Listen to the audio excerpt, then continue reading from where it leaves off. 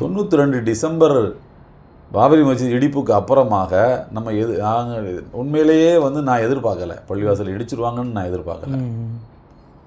ஏதாவது ஒன்று செஞ்சு தடுத்துருவாங்க அப்படி தான் நம்ம எதிர்பார்த்தது. அது வந்து ஒரு மிகப்பெரிய அவமானம், ஒரு மிகப்பெரிய ஏமாற்றம்.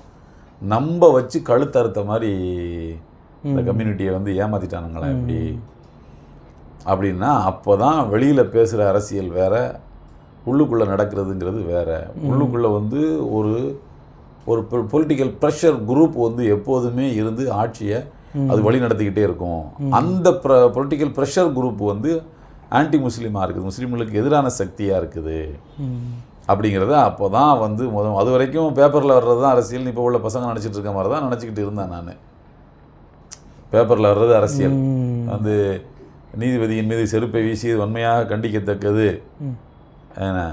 அப்படின்னு அவர் சொல்லலை, வருத்தப்படுறேன்னு சொல்கிறாரு. வித்தியாசம் புரியுதா அவங்களுக்கு? எனக்கு வருத்தம் தான், அதை கண்டிக்கலாம் முடியாதுன்னு அர்த்தம். அதுக்கு இப்படியெல்லாம் அதை நுட்பமாக பார்க்கக்கூடிய ஒரு பார்வையே எனக்கு எங்கேருந்து வருதுன்னு கேட்டால் பாபரி மஸ்ஜித் இடிப்புக்கு அப்புறம் தான் வருது. ஓ, இவ்வளோ அயோக்கியத்தனம் பண்ணுவானுங்களா இவங்க